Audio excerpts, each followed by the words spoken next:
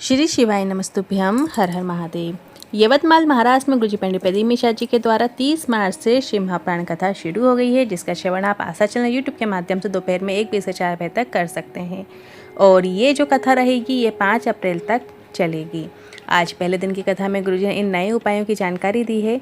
अलोनी गोबरी क्या होती है और उसकी भस्म से किए जाने वाले उपाय की जानकारी दी है। दूसरा, घर से निकलने से पहले ये करके निकलो, कभी आपके साथ बुरा नहीं हो सकता। 3 कवच जो शिव महापुराण में सभी को बताए गए हैं, इसकी भी जानकारी आज के इस वीडियो में प्राप्त होगी। 31 मार्च को है अनंत त्रयोदशी। गुरुजी के बताए 2 विशेष उपाय हैं जो गुरुजी ने पिछली कई कथाओं में बताए थे। अनंत त्रयोदशी में ही किए जाते हैं, वर्ष में सिर्फ एक बार ही अनंत त्रयोदशी आती है।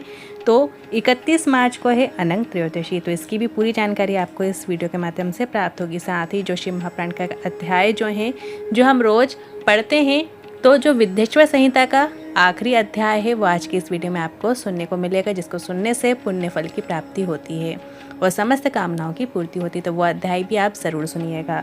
तो आज की कथा में गुरुजी ने कुल 20 उपाय पत्र रुपये की जानकारियाँ दी हैं। किसी कारणवश यदि आपने आज कथा नहीं सुन पाए हैं तो पूरी कथा का रास्ता तो आपकी छोटे से वीडियो से प्राप्त होगा। बढ़ते हैं आज की कथा की पहली जानकारी की ओर।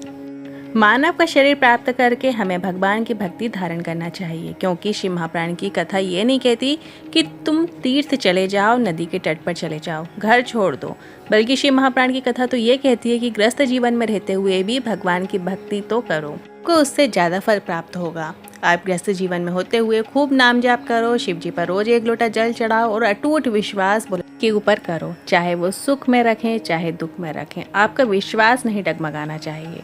शिव की भक्ति आपको ऐसी धारण करना है।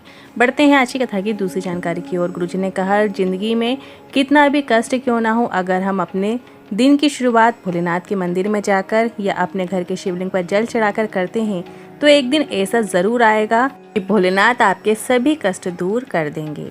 बढ़ते हैं आज की कथा की तीसरी जानकारी की ओर। गुरुजी ने कहा, जब हम अलोनी गोबरी की भस्म बनाते हैं वो अगर हम शिव जी को अर्पित करते हैं और शिव जी को अर्पित करने के बाद वापस हम प्राप्त कर लेते हैं, और अगर उस भस्म को हम अपने कंठ में लगाना शुरू करते हैं, वक्षा स्थल में लगाना शुरू करते हैं, या हमारे मस्तक पे त्रिपुंड रूप में भी हम लगाना शुरू करते हैं, या अपनी भुजाओं में हम धारण करते हैं, तो वो हमें बल प्रदान करती है। अलोनी गोबरी की भस्म में बहुत बल होता है। देखिए, अलोनी गोबरी क्या होती है, जब गाय जैसे गोबर करती है तो वो वहीं पे ज़मीन में जहाँ भी गोबर करती है वहीं के वहीं वो सूख जाता है, उसको हाथ से थापा नहीं जाता है, वो वैसी की वैसी स्थिति में सूख जाता है। तो इस तरीके से जब हम उस गोबर का कंडे का इस्तेमाल करते हैं भस्म के रूप में, तो वो हमें सुख प्रदान करती है। तो वो जब कंडा है जो वैसे की वैसे सूख गया है, उसको जब हम घर लाएंगे, उसको जलाएंगे, जलाने के बाद उसको जब हम छानेंगे, जो राख तैयार होती है उसको हम छानते हैं, छानने के बाद फिर उसको आपको भोलेनाथ की शिवलिंग पे अर्पित किया जाता है और वो बहुत हमें बल प्रदान करती है। बढ़ते हैं अगली चौथी जानकारी की ओर। शिव महापुराण के अनुसार 3 चीजें सुरक्षा कवच का कार्य करती हैं। 3 चीजें ऐसी शिव महापुराण कथा में बताई गई हैं और गुरुजी ने कहा, हमारा निवेदन है कि घर से निकलने से पहले इन 3 चीजों में से यदि एक चीज भी आपके साथ आपको ज़रूर रखना चाहिए, ज़रूर आपके साथ होना चाहिए। एक तो यही भस्म आपके साथ होना चाहिए, शिव जी पर चढ़ी हुई अलोनी गोबरी वाली। दूसरी, रुद्राक्ष आपके गले में ज़रूर होना चाहिए। तीसरा, शिव जी पर चढ़ा हुआ बेलपत्र या जल। अगर आप कहीं जा रहे हैं तो इन तीनों में से एक चीज़ ज़रूर आपके पास होना ही चाहिए। देखते हैं अगली 5वीं जानकारी की ओर। कई माताएं कहती हैं, जब हम रजोधर्म से हो जाते हैं तो क्या भगवान का नाम जाप कर सकते हैं? तो गुरुजी ने कहा, हाँ, क्यों नहीं, ज़रूर करो। नाम जाप में तो कोई भी नियम नहीं है, आप कभी भी कैसी भी स्थिति में नाम जाप जरूर करो, चाहे सो रहे हो, चाहे बैठे हुए हो, चाहे खाना बना रहे हो, काम कर रहे हो, किसी से बात कर रहे हो, तो अंदर ही अंदर आप नाम जाप कर सकते हैं। नाम जाप तो आपका रुकना नहीं चाहिए, ऐसा आपको अपने अंदर अपने चिंतन में आपको बना लेना चाहिए। नाम जाप कभी भी नहीं रुकना चाहिए, कैसी भी स्थिति हो, चाहे आप रोगी क्यों ना हो, चाहे रजस्वला धर्म से क्यों ना हो, चाहे कैसी भी स्थिति में हो, आपको नाम जाप हमेशा करना चाहिए। शिव शिव शिव ये नाम आपकी जिह्वा पे हमेशा रहना चाहिए, या श्री शिवाय नमस्तुभ्यम भी आप ले सकते हैं। बढ़ते हैं अगली 6वीं जानकारी की ओर। अगर आपको लग रहा है कि मेरे से पूजन में गलती हुई है, जैसे कभी कभी ऐसा लगता है कि हमने ये गलत तरीके से अर्पित कर दी है, या हमें ऐसे अर्पित करना था, या हमसे पूजन में ऐसी गलती हो गई है, या हम कुछ चढ़ाना भूल गए थे फिर हमने बाद में चढ़ा दी है, तो आपकी पूजन कभी भगवान स्वीकार नहीं करेगा। बल्कि कोई गलती भी होने पर भी ये सोचो कि मेरा पिता स्वरूप है, मेरी गलतियों को माफ़ करते हुए मेरी पूजन को स्वीकार करेंगे, मुझे भरोसा है। इस तरीके से अपने अंदर एक पॉजिटिविटी आपके अंदर होनी चाहिए।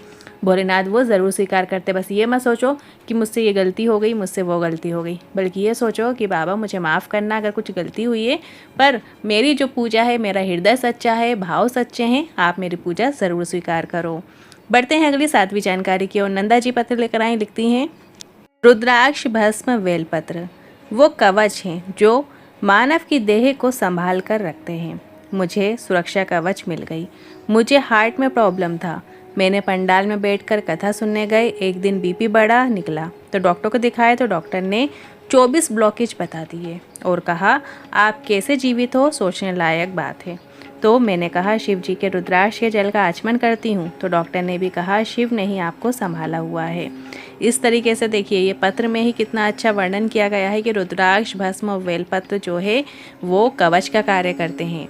बढ़ते हैं अगली पत्र की ओर। एक और पत्र आया दिलीप जी का, लिखते हैं, मैं बहुत गरीब घराने से हूँ। एक बार काम करते समय पेट में हल लगा। डॉक्टर को दिखाया तो डॉक्टर ने पेट में गठान बता दी। इसके बाद जांच से पता चला कैंसर की गांठ है। मैं बहुत रोया। आपकी कथा के बारे में किसी ने बताया। मैंने कथा सुनना शुरू किया और शिवलिंग पर जल चढ़ाना भी शुरू किया। सीहोर से रुद्राक्ष लेकर आ गए और दूसरे चेकअप के लिए जब मैं हैदराबाद गया तो डॉक्टर ने कहा तुम्हारे अंदर कैंसर नहीं है, उसी का आभार व्यक्त करने आया हूँ। एक और पता आया है प्रतीक्षा जी का, लिखती हैं, मेरा परिवार लॉकडाउन से आपकी कथा सुनता है। मैंने सीहोर से कंकर शंकर लेकर आ गई। हरतालिका तीज की 5 पत्तियों वाला उपाय किया, बेलपत्र में शहद वाला उपाय किया और माँ ने पशुपतिनाथ व्रत किया। 5 पंडाल में कथा सुनने का प्रण लिया और मेरी नौकरी लग गई है, उसी का आभार व्यक्त करने आई हूँ। एक और पत्र आया है गीता जी का, लिखती हैं, मेरे देवर 5 साल से नौकरी का प्रयास कर रहे थे, उनकी नौकरी ही नहीं लग रही थी। मैंने उन्हें कथा सुनने को कहा और पशुपतिनाथ व्रत करने को कहा। प्रदोष व्रत भी उन्होंने किया और उनकी नौकरी लग गई है, उसी का आभार व्यक्त करने आए हैं। पुष्पा जी पत्र लेकर आई, लिखती हैं, मेरे पति की तबीयत खराब हो गई थी। सभी ने बोन टीबी बता दिया, जिसके कारण उनकी आंख भी चली गई। मैंने कथा सुनना शुरू किया और शिवलिंग पर जल चढ़ाना शुरू किया और रुद्राक्ष के जल का आचमन उन्हें करा देती और आंखों में थोड़ा सा पलकों के ऊपर वही जल शिव जी का चढ़ा हुआ था जो वो मैंने लगा देती। डॉक्टर की दवाई के साथ साथ मैंने ये उपाय किए। पति की आंखें ठीक हो गई हैं और वो स्वस्थ हो गए हैं, उसी का आभार व्यक्त करने आए हैं। बढ़ते हैं अगली 8वीं जानकारी की ओर। अब गीता प्रेस की शिव महापुराण लेकर विद्वेश्वर संहिता पढ़ना। गुरुजी ने कहा, उसमें लिखा है शिव जी पर जल चढ़ाने से आपके 3 प्रकार के दोष समाप्त हो जाते हैं। हमने भी आपको विद्वेश्वर संहिता में ये लाइन दिखाई थी जहाँ ये लिखा था कायिक, वाचिक और मानसिक, ये 3 प्रकार के जो पाप हैं, यदि शिव जी के चढ़े हुए जल का हम आचमन करते हैं तो इन 3 प्रकार के पापों से हमें मुक्ति मिलती है। ये दोष हमारे जो हैं समाप्त हो जाते हैं। अब बढ़ते हैं अगले अनंत त्रयोदशी के उपाय की ओर, जो कि कल 31 मार्च को है। अनंत त्रयोदशी वर्ष में सिर्फ एक बार ही ये त्रयोदशी आती है, अनंत त्रयोदशी। तो इससे जुड़ी क्या कहानी है सुनिए। छोटी सी कहानी है, सुनिए, आपको समझ में आएगी। एक तारकासुर नाम का राक्षस था जिसे ये वरदान दिया गया था कि उसकी मृत्यु भगवान शिव के पुत्र के हाथों ही होगी। तब तारकासुर ने खूब आतंक फैलाया हुआ था। सभी देवी देवता उसके आतंक से बहुत ज़्यादा परेशान थे। उसके आतंक से बचने के लिए सभी कामदेव के पास पहुँचे, उनसे आग्रह किया कि वह तपस्या में लीन भगवान शिव की तपस्या भंग कर दें। तो भगवान शिव उस समय कामदेव ने सभी का आग्रह स्वीकार कर लिया और उन्होंने भगवान शिव की तपस्या जो है वो भंग कर दी। लेकिन उन्हें महादेव के क्रोध का सामना करना पड़ा। महादेव ने कामदेव को भस्म कर दिया। यह सब देखकर कामदेव की पत्नी जो रति हैं, भगवान शिव से उन्हें आग्रह किया कि वह कामदेव को पुनः जीवित कर दें। भगवान शिव ने रति का आग्रह स्वीकार किया और कामदेव को पुनः जीवित तो किया, लेकिन उन्हें शरीर नहीं लौटा पाए। इसके बाद भगवान शिव ने कामदेव को 2 वरदान दिए कि भगवान शिव के वरदान के अनुसार उन्होंने कामदेव से कहा कि तुम द्वापर युग में भगवान कृष्ण के पुत्र के रूप में जन्म लोगे। इसके बाद उनके विवाह देवी रति से ही होगा। भगवान शिव ने कामदेव को दूसरे वरदान में कहा कि श्री कृष्ण के पुत्र के रूप में जन्म लेने पर कामदेव को बिना अंगों के रहना होगा, जिस वजह से उनका एक नाम अनंग भी कहलाया जाएगा। जिस दिन यह पूरी घटना घटी उस दिन त्रयोदशी तिथि थी, इसलिए उसी दिन से ऐसे अनंग त्रयोदशी के रूप में मनाया जाने लगा। साथ ही जो व्यक्ति भी अनंग त्रयोदशी के दिन कामदेव और रति की पूजा करेगा उसका प्रेम संबंध मजबूत होगा। साथ ही इस व्रत को करने से भगवान शिव और माता पार्वती का आशीर्वाद भी प्राप्त होगा। तो अब बढ़ते हैं गुरुजी के बताए 2 विशेष उपाय की ओर।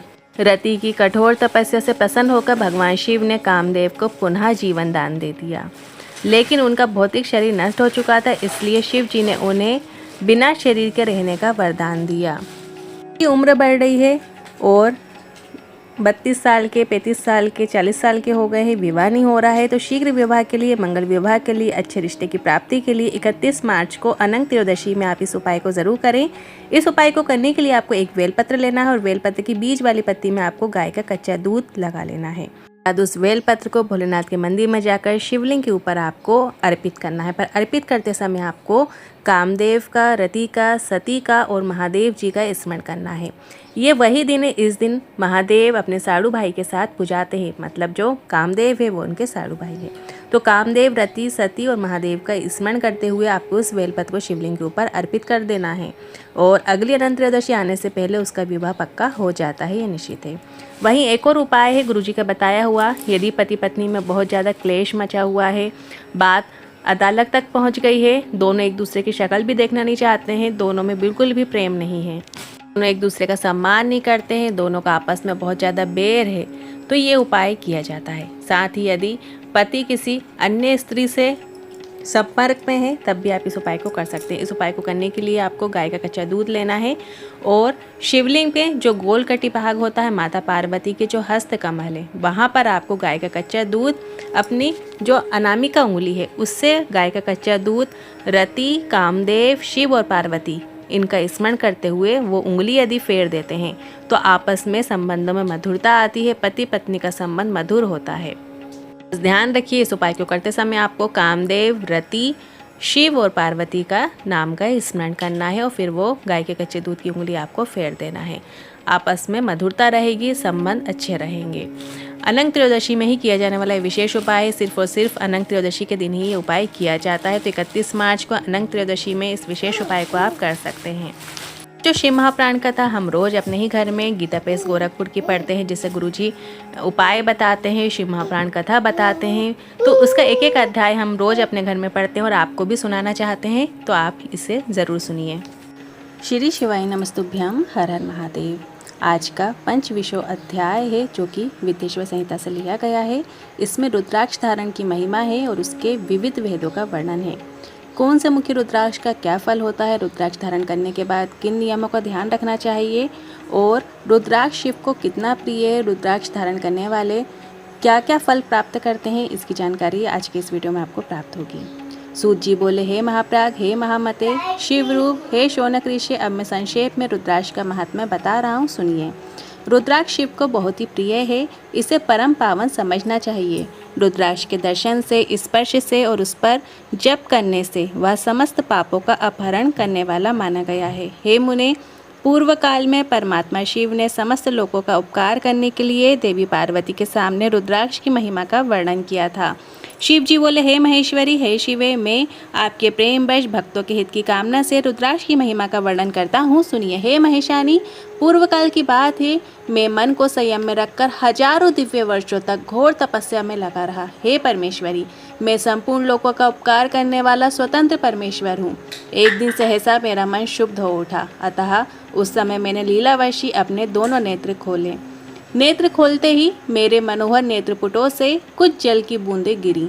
आंसू की उन बूंदों से वहाँ रुद्राक्ष नामक वृक्ष पैदा हो गए। भक्तों पर अनुग्रह करने के लिए वे अश्रुबिंदु स्थावर भाव को प्राप्त हो गए। वे रुद्राक्ष मैंने विष्णु भक्तों को तथा चारों वर्णों के लोगों को बांट दिए।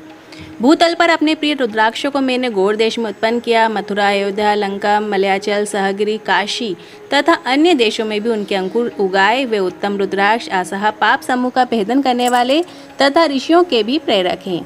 मेरी आज्ञा से वे रुद्राक्ष ब्राह्मण, क्षत्रिय, वैश्य तथा शूद्र जाति के भेद से इस भूतल पर प्रकट हुए। रुद्राक्षों की ही जाति के शुभाक्ष भी हैं। उन ब्राह्मणादि जाति वाले रुद्राक्षों के वर्ण श्वेत, रक्त, पीत तथा कृष्ण जानने चाहिए। मनुष्यों को चाहिए कि वह क्रमशः वर्ण के अनुसार अपनी जाति का ही रुद्राक्ष धारण करें। भोग और मोक्ष की इच्छा रखने वाले चारों वर्णों के लोग और विशेषतः शिव भक्तों को शिव पार्वती की प्रसन्नता के लिए रुद्राक्ष के फलों को अवश्य धारण करना चाहिए।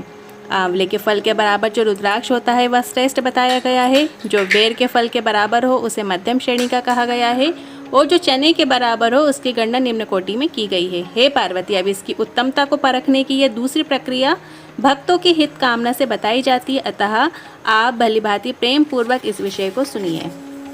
हे महेश्वरी, जो रुद्राक्ष बेर के फल के बराबर होता है वह उतना छोटा होने पर भी लोक में उत्तम फल देने वाला तथा सुख सौभाग्य की वृद्धि करने वाला होता है। वहीं जो रुद्राक्ष आंवले के फल के बराबर होता है वह समस्त अरिष्टों का विनाश करने वाला होता है तथा जो गुंजा फल के समान बहुत छोटा होता है वह संपूर्ण मनोरथों और फलों की सिद्धि करने वाला होता है। वहीं रुद्राक्ष जैसे जैसे छोटा होता है वैसे वैसे अधिक फल देने वाला होता है। एक छोटे रुद्राक्ष को विद्वानों ने एक बड़े रुद्राक्ष से 10 गुना अधिक फल देने वाला बताया है। वहीं पापों का नाश करने के लिए रुद्राक्ष धारण आवश्यक बताया गया है। वह निश्चय ही संपूर्ण अविष्ट मनोरथों का साधक है, अतः उसे अवश्य ही धारण करना चाहिए। हे परमेश्वरी, लोक में मंगलमय रुद्राक्ष जैसा फल देने वाला देखा जाता है वैसी फलदायिनी दूसरी कोई माला नहीं दिखाई देती। समान आकार प्रकार वाले चिकने, सुदृढ़, स्थूल, कंटक युक्त, उभरे हुए छोटे छोटे दानों वाले और सुंदर रुद्राक्ष अभिलषित पदार्थों के दाता और सदैव भोग और मोक्ष देने वाले हैं। जिसे कीड़ों ने दूषित कर दिया हो, जो खंडित हो, फूटा हो, जिसमें उभरे हुए दाने ना हो, जो व्रण युक्त हो तथा जो पूरा पूरा गोल ना हो, इन 6 प्रकार के रुद्राक्षों का त्याग कर देना चाहिए। जिन रुद्राक्ष में अपने आप ही डोरा पिरोने के योग्य छिद्र हो गया हो वही यहाँ उत्तम माना गया है। जिसमें मनुष्य के प्रयत्न से छेद किया गया हो वह मध्यम श्रेणी का रुद्राक्ष होता है। रुद्राक्ष धारण बड़े बड़े पातकों का नाश करने वाला बताया गया है। 1100 रुद्राक्षों को धारण करने वाला मनुष्य रुद्र स्वरूप ही हो जाता है। इस जगत में 1100 रुद्राक्ष धारण करके मनुष्य जिस फल को पाता है उसका वर्णन सैकड़ों वर्षों में भी नहीं किया जा सकता। भक्तिमान पुरुष भलीभांति 550 रुद्राक्ष के दानों का सुंदर मुकुट बनाए, 308 दानों को लंबे सूत्र में पिरोकर एक हार बना ले, वैसे वैसे 3 हार बनाकर भक्तिपरायण पुरुष उनका यज्ञोपवीत धारण करे, तैयार करे। हे महेश्वरी, शिव भक्त मनुष्यों को शिखा में 3, दाहिने और बाएं दोनों कानों में क्रमशः 6, कंठ में 101, भुजाओं में 11, दोनों कोहनियों और दोनों मणिबंधों में पुनः 11 यज्ञोपवीत में 3 तथा कटी प्रदेश में गुप्त रूप से 5 रुद्राक्ष धारण करना चाहिए। उपयुक्त कही गई इस संख्या के अनुसार जो व्यक्ति रुद्राक्ष धारण करता है उसका स्वरूप भगवान शंकर के समान सभी लोगों के लिए प्रणम्य और स्तुत्य हो जाता है। इस प्रकार रुद्राक्ष से युक्त होकर मनुष्य जब आसन लगाकर ध्यान पूर्वक शिव का नाम जपने लगता है तो उसको देखकर पाप स्वतः छोड़कर भाग जाते हैं। इस तरह मैंने 1100 रुद्राक्षों को धारण करने की विधि कह दी है। इतने रुद्राक्षों के ना प्राप्त होने पर मैं दूसरे प्रकार की कल्याणकारी विधि कह रहा हूँ, सुनिए। शिखा में 1, सिर पर 30, गले में 50 और दोनों भुजाओं में 16 रुद्राक्ष धारण करना चाहिए। दोनों मणिबंधों पर 12, दोनों स्कंधों में 5, 100 और 108 रुद्राक्षों की माला बनाकर यज्ञोपवीत के रूप में धारण करना चाहिए। इस प्रकार दृढ़ निश्चय वाला जो मनुष्य 1000 रुद्राक्षों को धारण करता है वह रुद्र स्वरूप है। समस्त देवगण जैसे शिव को नमस्कार करते हैं वैसे ही उसको भी नमन करते हैं। शिखा में 1, मस्तक पर 40, कंठ प्रदेश में 32, वक्षस्थल स्थल पर 108, प्रत्येक कान में 1, भुजबंधों में 6 या 16, दोनों हाथों में उनका दुगुना अथवा हे मुनीश्वर प्रीतिपूर्वक जितनी इच्छा हो उतने रुद्राक्षों को धारण करना चाहिए। ऐसा जो करता है वह शिव भक्त सभी लोगों के लिए शिव के समान पूजनीय, वंदनीय और बार बार दर्शन के योग्य हो जाता है। सिर पर ईशान मंत्र से, कान में तत्पुरुष मंत्र से तथा गले तथा हृदय में अघोर मंत्र से रुद्राक्ष धारण करना चाहिए। विद्वान पुरुष दोनों हाथों में अघोर बीज मंत्र से रुद्राक्ष धारण करे और उदर पर वामदेव मंत्र से 15 रुद्राक्षों द्वारा गुथी हुई माला धारण करे। सगोजात आदि 5 ब्रह्मा मंत्रों तथा अंग मंत्रों के द्वारा रुद्राक्ष की 3, 5 या 7 मालाएं धारण करे अथवा नमः शिवाय जो मूल मंत्र से ही समस्त रुद्राक्षों को धारण करे। रुद्राक्षधारी पुरुष अपने खान पान में मदिरा, मांस, लहसुन, प्याज, सहजन, लिसोड़ा, विड़वराह आदि को त्याग दे। हे गिरिराज नंदिनी उमे, श्वेत रुद्राक्ष केवल ब्राह्मणों को ही धारण करना चाहिए।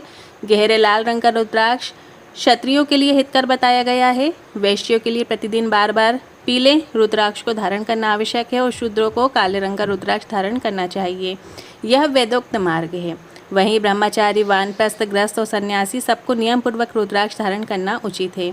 इसे धारण किए बिना ना रहें, यह परम रहस्य है। इसे धारण करने का सौभाग्य बड़े पुण्य से प्राप्त होता है और इसको त्यागने वाला व्यक्ति नरक को जाता है। हे उमे, पहले आंवले के बराबर और फिर उससे भी छोटे रुद्राक्ष धारण करें जो रोग युक्त हों, जिनमें दाने ना हों, जिनमें कीड़े ने खा लिया हो, जिनमें पिरोने योग्य छेद ना हो। ऐसे रुद्राक्ष मंगलाकांक्षी पुरुषों को नहीं धारण करना चाहिए। रुद्राक्ष मेरा मंगलमय लिंग विग्रह है। वह अंततः चने के बराबर लघुतर होता है। सूक्ष्म रुद्राक्ष को ही सदा प्रशस्त माना गया है। सभी आश्रमों, समस्त वर्णों, स्त्रियों, शूद्रों को भी भगवान शिव की आज्ञा के अनुसार सदैव रुद्राक्ष धारण करना चाहिए। यतियों के लिए प्रणव के उच्चारण पूर्वक रुद्राक्ष धारण करने का विधान बताया गया है। मनुष्य दिन में रुद्राक्ष धारण करने से रात्रि में किए गए पापों से और रात्रि में रुद्राक्ष धारण करने से दिन में किए गए पापों से, प्रातः, मध्याह्न और सायंकाल रुद्राक्ष धारण करने से किए गए समस्त पापों से मुक्त हो जाता है। संसार में जितने भी त्रिपुंड धारण करने वाले हैं, जटाधारी हैं और रुद्राक्ष धारण करने वाले हैं, वे यमलोक को नहीं जाते हैं। जिनके ललाट में त्रिपुंड लगा हो और सभी अंग रुद्राक्ष विभूषित हों तथा जो पंचाक्षर मंत्र का जप कर रहे हों, वे आप सदृश पुरुषों के पूज्य हैं। वे वस्तुतः साधु हैं। यम अपने गणों को आदेश करते हैं कि जिसके शरीर पर रुद्राक्ष नहीं है, मस्तक पर त्रिपुंड नहीं है और मुख में ओम नमः शिवाय यह पंचाक्षर मंत्र नहीं है, उसको यमलोक लाया जाए। भस्म एवं रुद्राक्ष के उस प्रभाव को जानकर या ना जानकर जो भस्म और रुद्राक्ष को धारण करने वाले हैं, वे सर्वदा हमारे लिए पूज्य हैं। उन्हें यमलोक नहीं लाना चाहिए।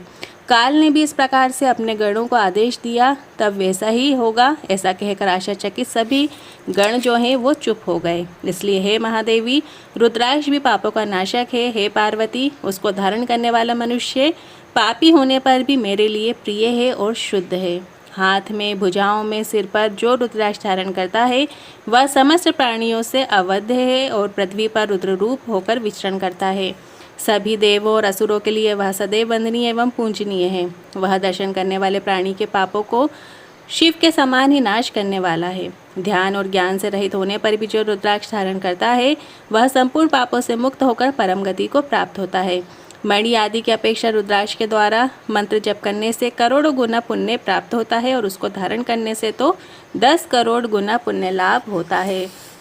हे देवी, यह रुद्राक्ष प्राणी के शरीर पर जब तक रहता है तब तक स्वल्प मृत्यु से बाधा नहीं पहुंचाती है। त्रिपुंड को धारण कर तथा रुद्राक्ष से सुशोभित अंग वाला होकर मृत्युंजय का जप कर रहे उस पुण्यवान मनुष्य को देखकर ही रुद्र दर्शन का फल प्राप्त हो जाता है। हे प्रिय, पंचदेव प्रिय अर्थात स्मार्त और वैष्णव तथा सर्वदेव प्रिय सभी लोग रुद्राक्ष की माला से समस्त मंत्रों का जप कर सकते हैं। विष्णु आदि देवताओं के भक्तों को भी निसंदेह इसे धारण करना चाहिए। रुद्र भक्तों के लिए तो विशेष रूप से रुद्राक्ष धारण करना आवश्यक है। हे पार्वती, रुद्राक्ष अनेक प्रकार के बताए गए हैं। मैं उनके भेदों का वर्णन करता हूँ। वे भेद, भोग और मोक्ष रूप फल देने वाले हैं। तुम उत्तम भक्ति भाव से उसका परिचय सुनो। एक मुख वाला जो रुद्राक्ष होता है वह साक्षात शिव का स्वरूप है। वह भोग और मोक्ष रूपी फल प्रदान करता है। उसके दर्शन मात्र से ही ब्रह्म हत्या का पाप नष्ट हो जाता है और जहाँ रुद्राक्ष की पूजा होती है वहाँ से लक्ष्मी दूर नहीं जाती। उस स्थान के सारे उपद्रव्य नष्ट हो जाते हैं तथा वहाँ रहने वाले लोगों की संपूर्ण कामनाएं पूर्ण होती हैं। 2 मुख वाला जो रुद्राक्ष है वो देव देवेश्वर कहा गया है। वह संपूर्ण कामना और फलों को देने वाला है। वह विशेष रूप से गो हत्या का पाप नष्ट करता है। 3 मुख वाला जो रुद्राक्ष साक्षात साधन का फल देने वाला है। उसके प्रभाव से सारी विद्याएं प्रतिष्ठित हो जाती हैं। 4 मुख वाला रुद्राक्ष साक्षात ब्रह्मा का रूप है और ब्रह्म हत्या के पाप से मुक्ति देने वाला है। उसके दर्शन और स्पर्श से शीघ्र ही धर्म, अर्थ, काम और मोक्ष इन चारों पुरुषार्थों की प्राप्ति हो जाती है।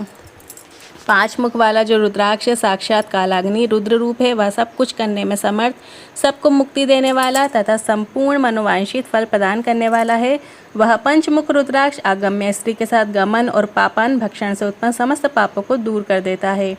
6 मुखों वाला रुद्राक्ष कार्तिकेय का स्वरूप है। यह दाहिनी बाह में उसे धारण किया जाए तो धारण करने वाला मनुष्य ब्रह्म हत्या आदि पापों से मुक्त हो जाता है, इसमें संशय नहीं है। हे महेश्वरी, 7 मुख वाला जो रुद्राक्ष अनंग नाम से प्रसिद्ध है। हे देवेशी, उसको धारण करने से दरिद्र भी जो होता है वो ऐश्वर्यशाली हो जाता है। वहीं 8 मुख वाला यदि रुद्राक्ष है तो अष्टमूर्ति भैरव रूप है, उसको धारण करने से मनुष्य पूर्णायु होता है और मृत्यु के पश्चात शूलधारी शंकर हो जाता है। 9 मुख वाला रुद्राक्ष को भैरव तथा कपिल मुनि का प्रतीक माना गया है, अथवा 9 रूप धारण करने वाली महेश्वरी दुर्गा उसकी अधिष्ठात्री देवी मानी गई है। जो मनुष्य भक्तिपरायण होकर अपने बाएं हाथ में नवमुख रुद्राक्ष धारण करता है वह निश्चय ही मेरे समान सर्वेश्वर हो जाता है, इसमें संशय नहीं है। वहीं 10 मुख वाला जो रुद्राक्ष साक्षात भगवान विष्णु का रूप है। हे देवेशी, उसको धारण करने से मनुष्य की संपूर्ण कामनाएं पूर्ण हो जाती हैं। 11 मुख वाला जो रुद्राक्ष है वह रुद्र रूप है, उसको धारण करने से मनुष्य सर्वत्र विजयी होता है। 12 मुख वाले रुद्राक्ष को केश प्रदेश में धारण करें, उसको धारण करने से मानो मस्तक पर 12 आदित्य विराजमान हो जाते हैं। 13 मुख वाला रुद्राक्ष विश्वदेवों का स्वरूप है, उसको धारण करके मनुष्य संपूर्ण अभिष्टों को प्राप्त करता है तथा सौभाग्य और मंगल लाभ करता है। 14 मुख वाला जो रुद्राक्ष है वह परम शिव रूप है, उसे भक्तिपूर्वक मस्तक पर धारण करे, इससे समस्त पापों का नाश हो जाता है। हे गिरिराज कुमारी, इस प्रकार मुखों के भेद से रुद्राक्ष 14 भेद बताए गए हैं। अब तुम क्रमशः इन रुद्राक्षों के धारण करने के मंत्रों को प्रसन्नतापूर्वक सुनो। ओम हीम नमः। पहले रुद्राक्ष यदि एक मुखी रुद्राक्ष हम धारण करते हैं तो ओम हीम नमः मंत्र से करें। दूसरा ओम नमः, जब हम 2 मुखी रुद्राक्ष धारण करेंगे तो ओम नमः मंत्र से उसे धारण करें। 3 मुखी जो रुद्राक्ष है क्लीम नमः। 4 मुखी ओम हीम नमः। 5वां ओम हीम नमः। 6वां ओम हीम हुम नमः। 7वां ओम हुम नमः। 8वां ओम हुम नमः। 9वां ओम हीम हुम नमः। 10वां ओम हीम नमः। 11 ओम हीम हुम नमः। 12 ओम क्रोम श्रोम रोम नमः। 13 ओम हीम नमः। 14वां ओम नमः। इन 14 मंत्रों द्वारा क्रमशः 1 से लेकर 14 मुख वाले रुद्राक्षों को धारण करने का विधान है। साधक को चाहिए कि वह निद्रा और आलस्य का त्याग करके भक्ति श्रद्धा भक्ति से संपन्न होकर संपूर्ण मनोरथों की सिद्धि के लिए उक्त मंत्रों का उन रुद्राक्षों को धारण करे। इस पृथ्वी पर जो मनुष्य मंत्र के द्वारा अभिमंत्रित किए बिना ही रुद्राक्ष धारण करता है वह क्रमशः 14 इंद्रों के काल पर्यंत घोर नरक को जाता है। रुद्राक्ष की माला धारण करने वाले पुरुष को देखकर भूत प्रेत पिशाच डाकिनी शाकिनी तथा अन्य जो भी द्रोहकारी राक्षस आदि हैं वे सबके सब दूर भाग जाते हैं। जो कृत्रिम अभिचार आदि कर्म में प्रयुक्त होते हैं वे सब रुद्राक्षधारी को देखकर संशय हो दूर चले जाते हैं। हे पार्वती, रुद्राक्ष मालाधारी पुरुष को देखकर मैं शिव, भगवान विष्णु, देवी दुर्गा, गणेश, सूर्य तथा अन्य देवता भी प्रसन्न हो जाते हैं। हे महेश्वरी, इस प्रकार रुद्राक्ष की महिमा को जानकर धर्म की वृद्धि के लिए भक्तिपूर्वक पूर्वोक्त मंत्र द्वारा विधिपूर्वक उसे धारण करना चाहिए। हे मुनीश्वरों, इस प्रकार परमात्मा शिव ने भगवती पार्वती के सामने भुक्ति तथा मुक्ति प्रदान करने वाले भस्म तथा रुद्राक्ष के महात्म्य का वर्णन किया था। भस्म और रुद्राक्ष को धारण करने वाले मनुष्य भगवान शिव को अत्यंत प्रिय हैं। उसको धारण करने के प्रभाव से ही भुक्ति मुक्ति दोनों प्राप्त हो जाती है, इसमें संदेह नहीं है। भस्म और रुद्राक्ष धारण करने वाला मनुष्य शिव भक्त कहा जाता है। भस्म एवं रुद्राक्ष से युक्त होकर जो मनुष्य शिव प्रतिमा के सामने स्थित होकर ओम नमः शिवाय इस पंचाक्षर मंत्र का जप करता है वह पूर्ण भक्त कहलाता है। बिना भस्म का त्रिपुंड धारण किए और बिना रुद्राक्ष माला किए जो महादेव की पूजा करता है उससे पूजित होने पर भी महादेव उसे अभीष्ट फल प्रदान नहीं करते हैं। हे मुनीश्वरों, सभी कामनाओं की परिपूर्ण करने वाले भस्म और रुद्राक्ष के महात्म्य को मैंने सुनाया। जो इस रुद्राक्ष और भस्म के महात्म्य को भक्तिपूर्वक सुनता है उसकी सभी कामनाएं पूर्ण हो जाती हैं। वह पुत्र पौत्र आदि के साथ इस लोक में सभी प्रकार के सुख भोग कर अंत में मोक्ष को प्राप्त होता है और भगवान शिव का अति प्रिय हो जाता है। इस प्रकार मैंने शिव की आज्ञा से अनुसार उत्तम मुक्ति देने वाली विद्येश्वर संहिता आपके समक्ष कही। हर हर महादेव। श्री शिवाय नमस्तुभ्यम।